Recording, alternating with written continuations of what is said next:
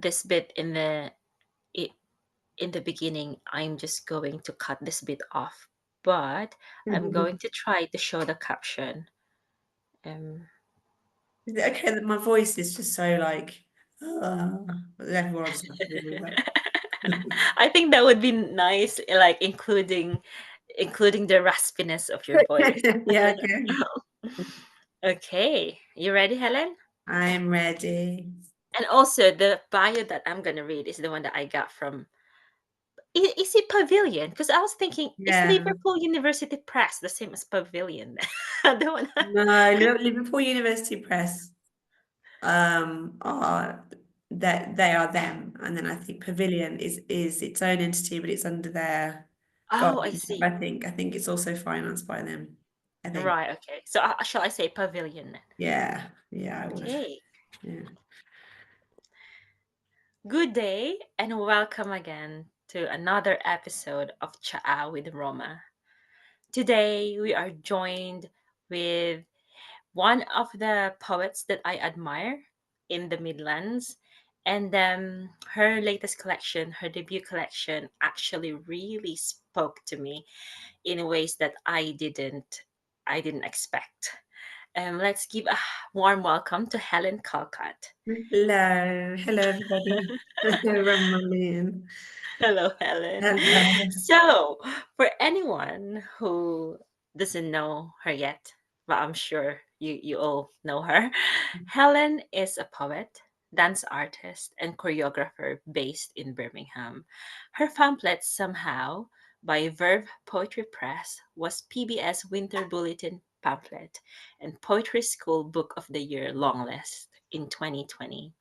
Her highly acclaimed anthology 84, again with Verve in 2019, created in aid of the suicide prevention charity CALM, was a Saboteur Award shortlist and a Poetry Wales Book of the Year 2019. Her writing has been published extensively in journals and magazines, including The Guardian, The Huffington Post, Poetry London, Poetry Wales, Poetry Ireland, Wild Court, and many others. She was one of 6 poets selected to perform as part of the Commonwealth Games opening ceremony in 2022, broadcast live to over 1 billion people around the world. Helen was awarded an honorary doctorate by Loughborough University in December 2023 for her outstanding contribution to creative writing and work in raising awareness of issues related to social inclusivity. She is artistic director of Beyond Words, a groundbreaking new company exploring text to movement translation. And tonight, we are going to speak with her about her beautiful, really moving first collection, Feeling All the Kills with Pavilion Press. Welcome, Helen. Thank you. What a lovely introduction. Thank you so much. I'm so happy to be Helen, here. you've done everything. And I forgot because I saw this on Twitter that you have been awarded doctorate. Yeah, I I should know. really call you Dr. Helen. It's so funny that all my friends call me Dr. Helen. It's really funny. It's such an achievement, just like to get, I mean, having an actual PhD is already a journey, but to be awarded a doctorate is an Mhm. achievement. Thank you so much for coming Thank um, you for having and for me. speaking with me. So I'm wondering, Helen, if you would kindly treat us to a poem from your first collection before we begin. I would love to. Um, First of all, we've already spoken about it, but I'd just like to apologise to everybody for my voice. Just getting over the flu. But we agreed it had a nice raspiness to it, didn't we, Roman? Yes. So, the poem I'm going to share with you is Once. And the reason I've chosen this one actually is I was discussing it recently with Sarah Corbett, who's also with Pavilion. And it was she said she opened the book and it was the first poem that she read, and it made her cry. And it's one of those poems that you send out to magazines over and over again. and it just never gets published. And so then to have it in here and then to have her read it and it land for her was just so magical. And so like I've waited for years for it to speak to someone. Mm. So I'm gonna share that one with everybody now. So here we go. Once, and only once, an owl leveled its life across my life, lifting me where it dropped, exactly to the moment where snowlight collapsed, then reformed, brushing a wing over my eyes. I was seeing myself touched, my sight snow touching, lifting across years into an echo of rooms where starkly we two stood, wing-bound under a light, nakedly trusting in a moment that would bind, touched as I had been once before, but only as a child, gently. Mm. Oh my God, Helen, that's so lovely. Thank you. It's so amazing how you think this is one of those poems that never get accepted, but then I know. somebody reads it and it really spoke to them. Yeah, And that's one of the yeah. poems as well that spoke with me. And Oh, I remember it good. vividly. I Yeah. remember it vividly. I was like in a bathtub. And my bathtub was somehow the hot water didn't come as hot as I wanted. I was really annoyed. So I was just like focusing on the words. And the words really made me warm. Yeah. Especially that last line, touch like a child, as if there's a certain tenderness that really comes out from Mm, from the poem and also from the whole collection. mm, I think the reason why the collection spoke with me, and I did say, oh, surprisingly, it spoke with me, or I was like really touched by it, because when I pick it up and when I read the blurb on the background, I thought, okay, that's a good one, but mm, sometimes there are things that you don't really expect until you mm, read mm, the whole book. And mm, that's what your work is doing, Helen. I think the collection specifically, it meditates so beautifully on love, survival, your yeah, identity as a woman. yeah, yeah. And I think there's that sense of you're inviting the readers into a space of vulnerability, but also transformation. Mm, And I know that the themes that you have spoken about in this collection are quite personal and quite, well, very heartbreaking, very traumatic.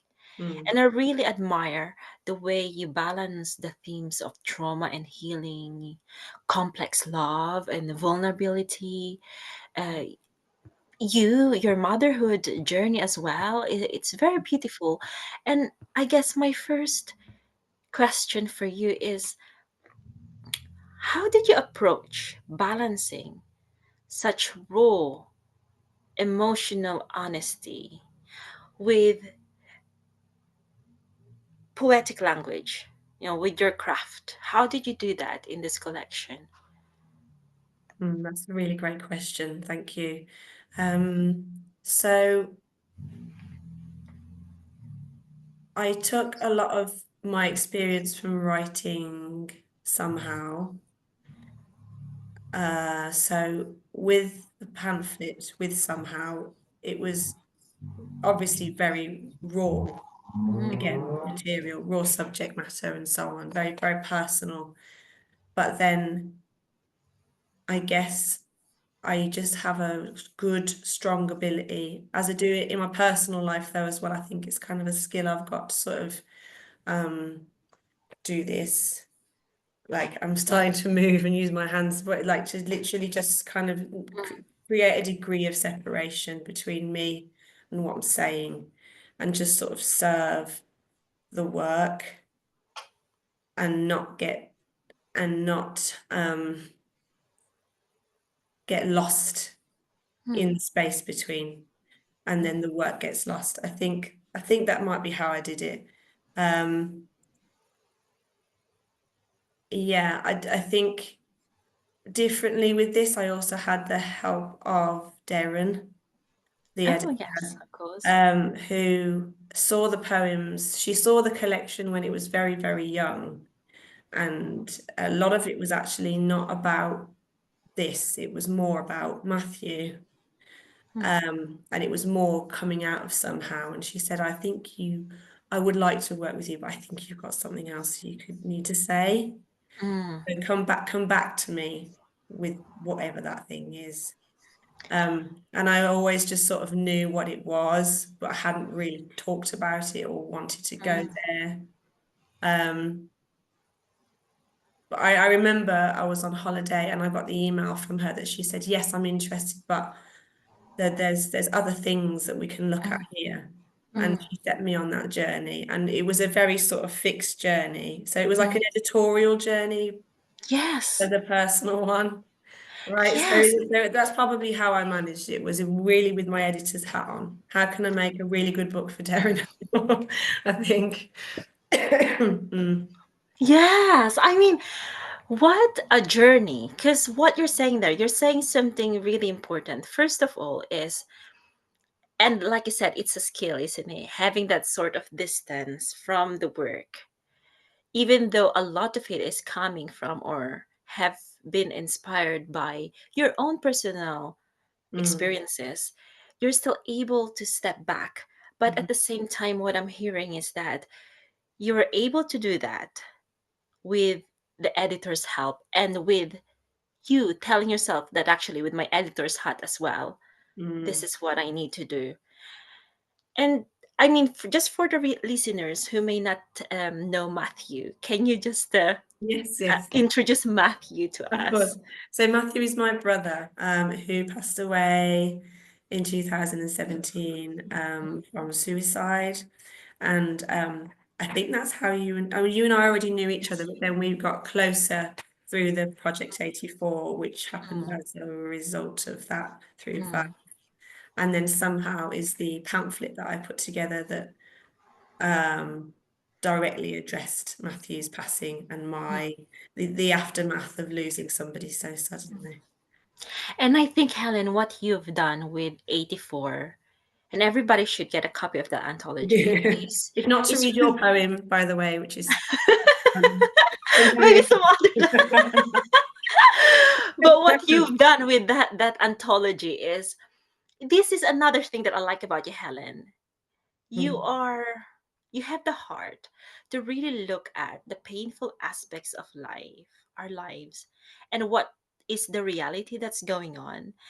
And unblinkingly, you can present it to the readers. But on the other side, when I was reading that anthology, and even even the trauma in this new work that you have, I do not, yes, of course, I do feel the empathy and the difficulty that you have gone through. But at the same time, as a reader, I feel a sense of hope as well. What is on the other side of that journey? And I think that's what I like about your work. And when you said that, oh, Darren actually saw something else in this work, and not mm, just not only the focus on Matthew, the loss, but also something that's more, that I feel that it's always been within me. But mm, it's Darren who said, "Oh, mm, there's something here." It's as if there's that giving of permission that yes, you can say, mm, you can mhm. write about it. Yeah. And I wonder, how was that journey for you? Because that's also another dark aspect and traumatic aspect of your life. Yeah, yeah. Um, I think um, I think the journey is familiar Mm, because I've always seemed to have written about what is painful, actually, or what is difficult. And and so it comes naturally and it feels right. However, at the at the launch event in Liverpool when I did Mm. my reading of Feeling All the Kills. And it was really like you could have heard a pin drop. Everybody was just like, it was so intense. Mm. Everybody was really listening, and it was very quiet. The room was not dark, but it was very really like pulled into this one moment. And then this ice cream truck came around the corner and started playing its little song, and the window was open. And it was, and everybody started laughing, and then I laughed, and then I was stopped, and then I carried on. Then it did it again. They Mm. did it a few more times. Um, and after that, Jeanette, I actually, who's the other, because Pavilion, they published three poets a year, I think. Um, who was the other poet of the three of us that were being launched at the time, said, you know, you need to maybe write about joy a bit more now. Mm. She was saying the universe was telling me to do that because of this ice, had sent me this ice cream truck. But in the book, to try and lighten the mood. But in the book, I talk about joy. You know, it's Mm. the point of writing about pain um, is for the joy. Because Yes. one exists, and then so the other exists. And so it's been it's yeah, it's heavy, like it's a heavy book to write, it's a heavy book to go back to and do Mm. readings from. Um, but I'm within it, I'm finding new scraps of joy all the time. And so then my new work is doing completely different things now. Anything new that I might be writing now is Mm. starting to kind of leave that world of not being a victim, but of suffering behind. It's Mm. sort of done with speaking Mm. about that because I think it's done with doing that or sitting Mm. in that state of being. I mean, we all have so many things that we suffer with, Mm. um, and want to write about those things, obviously. But Mm. I think the joy aspect is really key. Yes. And I think what you said rings really true to me when you said that joy, pain, there's an opposite joy, but at the same time, the reason why there's pain is because of Mm, joy and mm, vice versa. yeah. And even though they're at each end of the spectrum, they Mhm, cannot exist mhm, without the other. mm, And it seems like your new work, like you said, is stemming from the vestiges of this pain, which is a testament that actually, after the pain, there's joy. And even through that pain and from that pain, there's joy. mm, And I really hear you when you said it's a heavy book mm, to write and to go back into. And that's one of the things that I admire as well with this book, that themes of trauma but also healing. mm, I always feel that there's a kind of push and pull almost of living through and beyond mm, violence mm, that has been done to you, that has been done to the speaker. You know, the mm, speaker attempts to reconcile really this sort of fractured identities. And even mm, though I was not, as a person personally, I didn't experience, I'm lucky that I didn't experience the same violence as you did. I related to that because that fractured identities is such a universal yeah. theme, and the way we navigate love and rediscover our sense of self, you know, sense of our emotional agency, it's all universal. We've all felt that way, one part or the other. We've all felt abused to some extent, but at Mm, the same time we all felt that we wanted to reclaim it. We wanted to understand what is love really. How come love can be both tender and restrained? Because mm, I found that in some of your poems, actually a lot of your poems, especially, I think it was titled In Spite of This. In spite of, or In Spite of This, which is one of mm, my mm, favorite poems in the book. mm, It's just that beautiful poem that depicts how love can be both mm. like, Yeah. yeah, and at the same time tender. And that's really what I want to understand as well, Helen. How has your understanding of love evolved in relation to the trauma that you explore, in relation to, throughout your journey creating this collection? Gosh, that's a good question as well. These are great questions. Um, how has my understanding of love evolved through writing this collection? Yes. Um, oh my God, I could spend hours trying to answer that or contemplating it. Um, love evolved.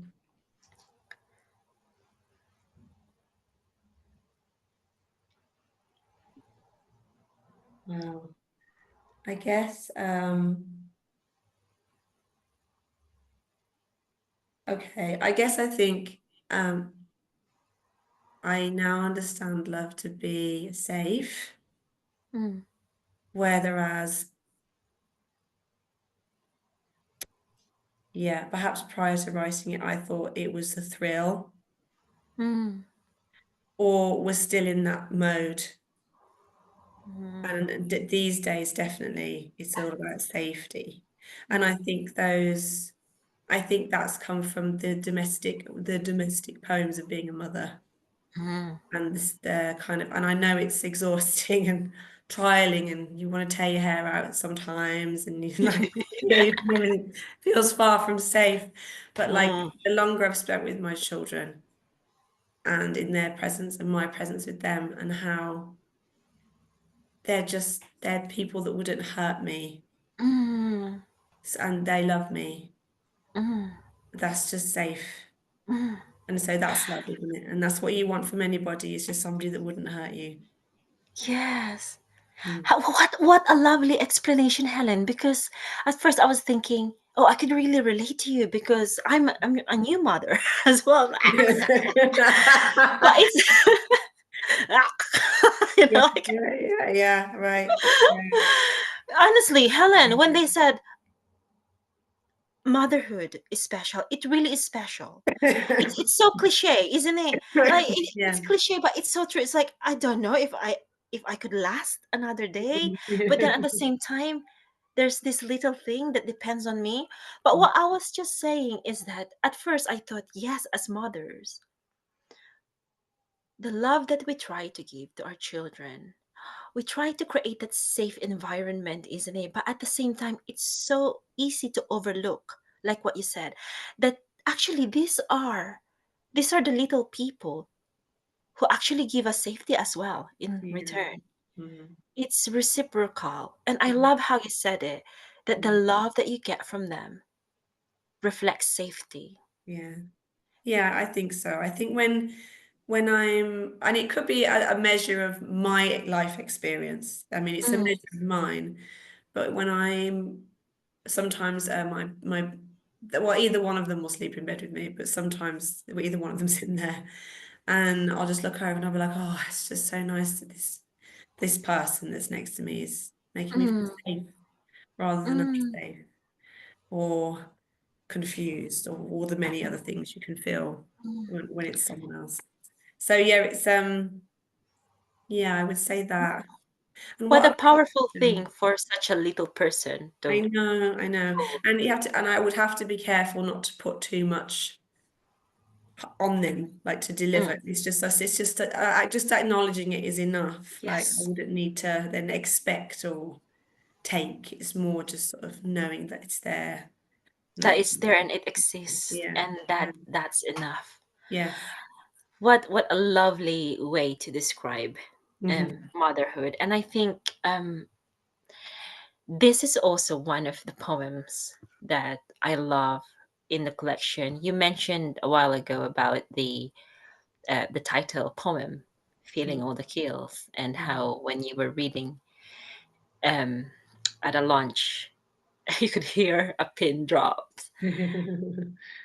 I was reading it as well, again in the bathtub, and I'm like thinking, oh Yeah, my I god, I love can even hear my own breathing. I was reading it. that. In that title poem, I think you beautifully explained the balance, or again the push and pull of the dehumanizing aspects of childbirth, Mm, but also opposite to that, there's that juxtaposition of sort of that clinical detachment of, the Mhm. medical staff, Mm. but at the same time that that profound physical and emotional vulnerability of the speaker. Yeah. And I think it's so refreshing for me to see it from my perspective, because even though of course I have given birth to a little cute monster who's full of love, full of safety. But when I was giving birth, because I also came from the medical background, so at Mm. that time my head was like, okay, I'm a mom, but I'm also a medical Mm. clinician, so I kind of understand where they're coming from, and I kind of know the drill. But Mm. reading your poem, I really have that. I was reading it as a person, not even as a mom or not even as a medical clinician. I could really see the coldness of the medical staff, almost detachment, almost robotic thing that Yeah. they do. But at the Yeah. same time, I could really see this really vulnerable, physically vulnerable, emotionally vulnerable mother who is detached from me, because I know I'm not that, but at the same time, I am her. And Mhm. I really want to ask you, how did you manage, or how did you navigate capturing both that trauma and that transformative power of, that experience, really, in terms as well of like, reclaiming your body as the mother, as the woman, Mm. and your own identity in the aftermath. Uh-huh. Uh, how did I capture it in the poem? These are really making me think. The great questions. I think, Helen, when you experience something, you just have this thing that you just write from. Are you an intuitive I writer? think it just did. I think it just came out. I think I wanted to write something big. I knew I wanted to write something big about the moment. Mm, Um, I think Feeling All the Kills was already a title in my head for it. I think I already knew I wanted to write something big with that title about that whole experience. mm, So I think I was already perhaps studying writers who had written big cataclysmic sort of breezy poems that were just like I was reading a lot of. I hadn't read Ted Hughes for a long time, but I think I even went back to The Hawk in the Rain. I think I was reading a lot of Anne Sexton as well. mm, I think I obviously read Sylvia Plath. I think I was just reading those poets that really know how to knock spaces on the page. mm, Um, and I wanted to tell it as it happened chronologically as well, like bit by bit. And I mm, wanted to talk about those men because there were 10 of them and they were all so, there must have been, it felt like 10. I wasn't there mm. counting, but honestly, I think I Yes. looked around, there was like five there, one behind. There was a woman as well, but there was a lot of men in that room. Mm, Because I was in an operating theatre. And this was just after, because the poem is about giving birth, but it's also about having the placenta taken out after the birth mm, as well, which was the operation I had. mm, Um, and they were also, I was being taken care by, I was so vulnerable. I was like mm, naked, legs open, going into the most vulnerable space. Obviously to remove this rotting placenta, but they were all doing it with such care and diligence, and they were saving me. And I guess that was a moment of transformation where there were men saving me rather than men hurting, putting it bluntly. mm, And I think to capture that, I just had to be really sort of. I think in the earlier drafts, I just wrote out what happened, and then I just sort of started to bring it in to a more rhythmical form and then kind of try and make it almost a bit of a dance down the page. mm, But make sure the images landed like it really was like this. It really was mm. like this. Um, Very narrative exposing poem is what I wanted to write. And thank you for reading it and spending time with it. 'cause it's It long. it it is a beautiful poem. It's a masterpiece of its own in that book. And Mhm. how interesting it is for me to hear that, wow, there's really 10 there. There was a lot of And men we in do there. have that kind of snapshot Mhm. sharpness, isn't it, in one moment of our lives, whatever moment it Yeah, is. Like, yeah. when I was, giving birth, Helen, I didn't know what was going on. Somebody, like, I could just hear someone saying, oh, you really have to push hard now because the baby's struggling to breathe. Yeah, And I was like this, I yeah, there's didn't always even that know which time. one is that. But to have that succinctness and sharpness, there's It was also just that. that moment. It was just that moment. And they had the radio on as well. Because it was Heart FM. I remember I was like, wow, Mm, because it was so surreal. It was just being wheeled in very quickly. I was very alert. I thought my mom was there and then she was gone. And it mm, was just all these lovely men. Don't know. mm. Bizarre. It's like it happened for Mm. you. Like you said, it's maybe your way of saying that actually I can also feel safe with this man, Yeah. Yeah. and not all men will hurt me. And Mm. how lovely and almost magical way of trusting or Mm. retrusting the Mm. universe, or God, or Yeah. Yeah. fate, and Heart FM Yeah. being on the background. Yeah. Wow. It is magical. I think everybody should read that poem. Should buy the book really, and spend minutes, hours going back to that poem. But it is really um helpful when you say that you go back to the people who have written long poems before, and who have captured Mm. such big idea and Yeah. make every image land and work. And I think that's the beauty of your collection as well, Helen. And not just your collection, just the way you write poems, even from anthologies that you've written, single poems. It's the images that land. And I want to ask you about some of the images that you use in the collection. Even though the themes are very personal, very humanly experienced, Mm. you also use a lot of um, nature imagery. Like you talk about, maybe not talk about, but you use the image of a deer to talk Mm. about the self, the mist, the Mhm. frost, water. You also use some water Yeah. imagery. So I feel like there's also a reflection of natural landscape or natural imagery in your collection. And Mhm. what I like about it is that the nature imagery reflects the struggle of the speaker. Mm. But they're quite fluid, you almost don't see it as, oh, this is a nature image, or Mm. almost Yeah. don't, like, it's so easy. There's Yeah, I that know what sense you of mean.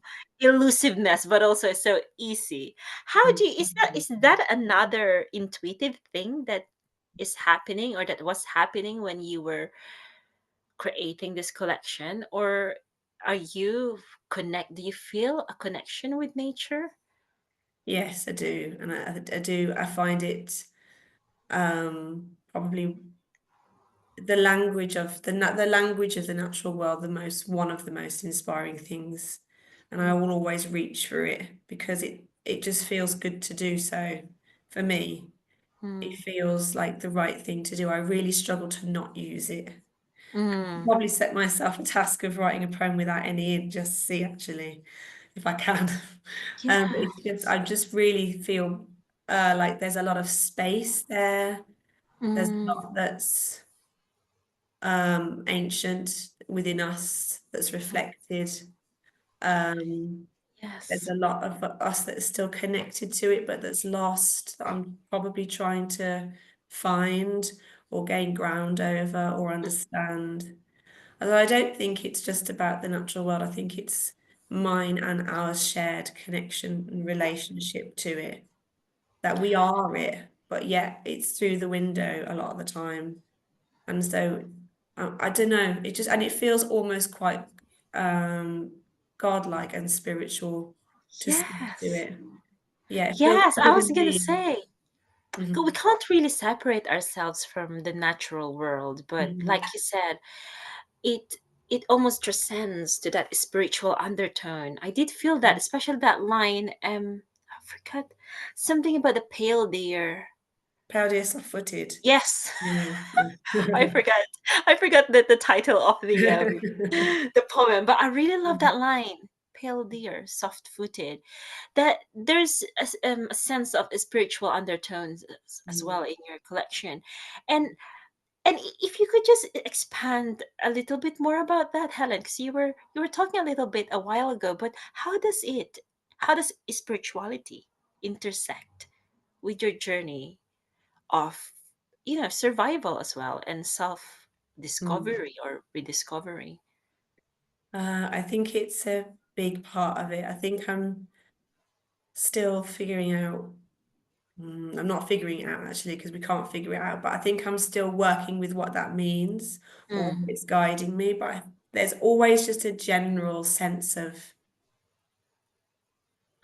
I'm being guided, mm, and it's just okay to trust that, even if mm, I'm not sure of the landscape I'm in. And actually, I heard, was it a proverb or I heard something the other day where it said, if you're in very unfamiliar space, you are where you're supposed to be.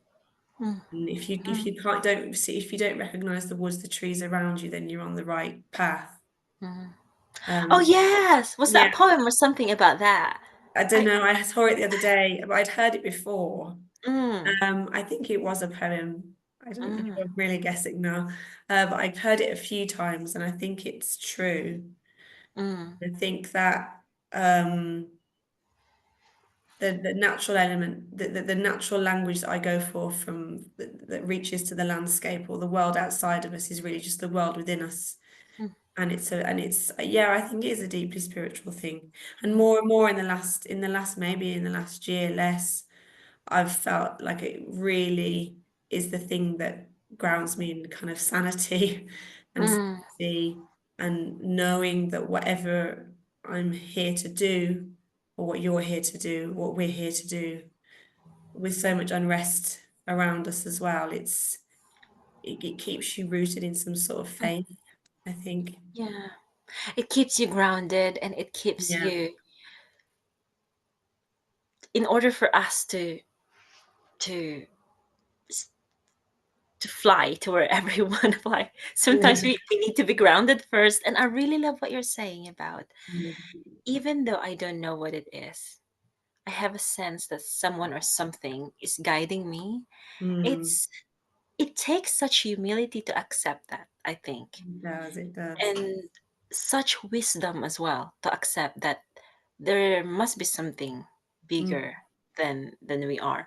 I mean, I mm. grew up as a Catholic, Philippines being colonized by by the Spanish, so we're Mm, all Catholic. But my husband, he's a Buddhist, and I wow. grew up as well, like hearing Christianity, studying the Bible. So I often vacillate with Buddhism, Mm. Christianity, Catholic. But like what you said, Helen, whatever it is, some people may not consider it as the traditional religion. It could be something else. But Mm, whatever it is, I do hear you when you say that this is what we can hold on to and mm, keep us sane, because mm, it does help. And I mm, guess one of my last questions is, because there's a lot here. There's a lot in your collection. There's a lot of themes: mm, trauma, motherhood, nature in relation to us, our own connection to our own spirituality. Ultimately, what are you hoping for the readers to take away from feeling all the kills? Especially those who may not share your experiences. Yeah. Yes, because that's another, I can keep saying that's another great question, because you don't have to have, you don't, obviously you can read this book and sit with it in many different ways. It isn't just for people who have suffered abuse of that kind. Um, to take away from, I think, well, there's lots of things they could take away from it. And I want them to take away from it whatever gives them joy, I think. Mm, If you're reading it critically, I'd like you to take away from it that you can write about the self in a mm, powerful, at a remove way, in a way where you are not a remove, sorry, that's the wrong phrase, in a way where you're owning you mm, are the author of your own life. Even mm, if you've had things inflicted on you where you've really had no control, mm, you are the author. You're in control of your own destiny, as Jonathan Davidson once said to me years ago. And it's true. But I think just whatever gives them joy, whatever textures in the language, sounds, images, even if they read a poem and if for them it means one thing and that's not how I wrote it, people can just let it live within them however they need it or want it to live within them. mm, Just completely make it their own because it's out there now in the world. I want people to just sort of make it their own. mm. Beautiful. And shout out to Jonathan I Davidson, know, who right? has always been Always been. who's always been here for everybody in the Yeah, West right. Midlands. But And that piece of advice never left, actually. yes. You're in charge of, he said, I was in my early 20s, and he said, you're in charge of your own destiny, Helen. You just can do it You know yourself. what? Just recently, Jonathan kept popping, kept popping in my mind. Hi, Jonathan, if you're Wow. Hi, Jonathan Davidson. We love you. because at one point he asked me, and this was years ago when I was quite young, and I remember when I won the Poetry London and Manchester, and we were talking about something like what is it that I want to do, and Mhm. and and I said to him, I was like quite young, and I want to do this, I want to. And he said, "Oh, so after you, obviously this is not the way he said it, but this is how I remember. After you win everything, what do you want to do? What is it that you want Yeah. to do? Like, how do you actually Mm. want to give out?" And recently, that's been Great playing in my question. mind. Like, I Mm. really want to. I feel like I'm at that point of my life now that I want to give out. Yeah, Like I can't just keep taking everything. I've been so yeah. blessed with Mhm. things, as a writer, as a Yes. poet. But I really hear what you're saying, Helen, when you say joy, whatever form it is. Mhm. As a critic, as a writer, or as a reader, whatever form of joy that you Mm. can see, that's what you want to give, Mhm. and that's what you want to give out. Yeah. What a beautiful, beautiful ending, Helen. Thank you so much. I feel like I could talk So to you for honored. the whole night. And there's another question that I didn't ask, but maybe you could just give us a little taste of what it is like to be a dancer, and how does it impact your creativity as a writer? Oh God, I say a lot, don't I? I'm trying not to say. Have you ever heard speakers who never verbally Say, leap? oh, They're just, it's such a skill. I really want to get there. So what's it like to be a dancer and a poet? It, well, they both work in the same space, really. And I've said this before to other writers. The part of my brain that is operating when I'm dancing or creating a dance is just the same as when I'm writing. mm, The difference is that I'm executing it through my own body. So actually, I would say there's more. I'd say there's more freedom in the dance because mm, it's immediate mm, and I can't see what I'm doing. It's felt, especially if it's improvisation, for example. And I do think that the dancer in me makes me a better writer. It's mm, something about the movement, something about the um,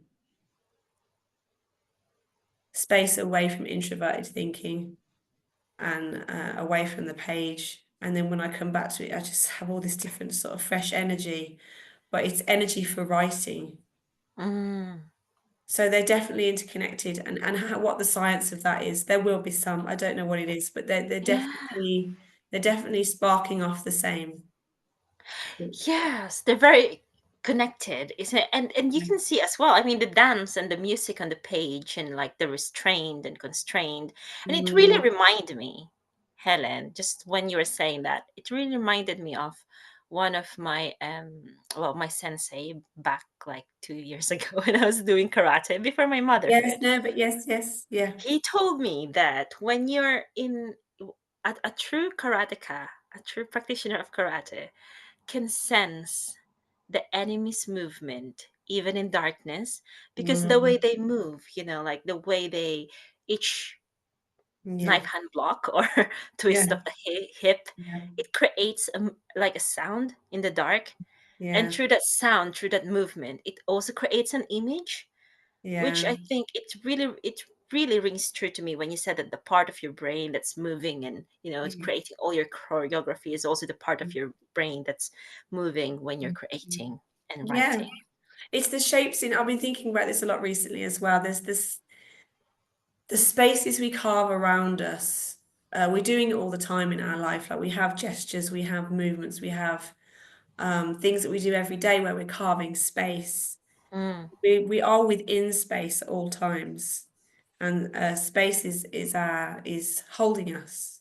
And mm, when we're writing on the page, we're carving spaces mm, mm, and playing with space. We're mm. always playing with this stuff around us. Um, and I'm finding that really interesting at the moment, of what that space is and what is in that space and our relationship to it and how we affect the space with our perception and so on. That's really interesting me at the moment. Beautiful. We are carving space. That's so Yeah. nice. We're carving joy, or joy as Yeah, well. we're carving joy, exactly. Helen, thank you so much for Thank spending the night you. Oh, I've with loved me. this.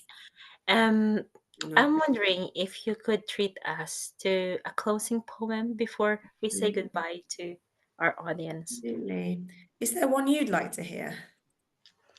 Shall we hear the shall we hear the in spite of this? You started really going to say that one. Aren't you? I love it.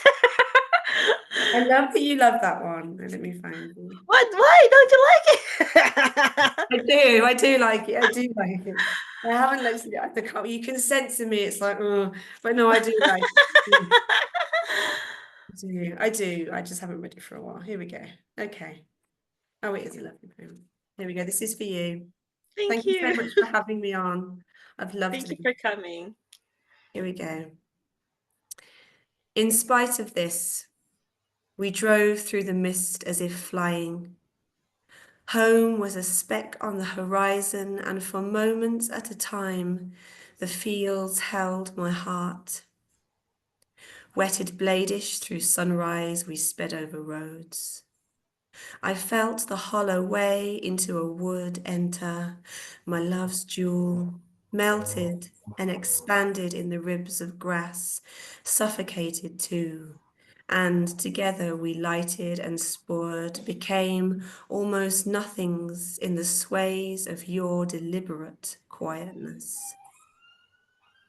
You were far and armored as the frost, as bleak, sudden as the owl I only imagined falling, gifting wide and white above our heads to thread our voices. Look, how beautiful, hoping to break the iron that held us fast for reasons I will never, as always, truly understand. But then I do. I love you. And I love you in ways you can't fathom or accept. And you love me in spite of this. Thank you so much. Thank So you. beautiful reading as well. Thank you. Thank you for being with us, Helen Calcutt. Everybody, please get a copy of Feeling All the Kills. Thank you, Helen. Thank you so much.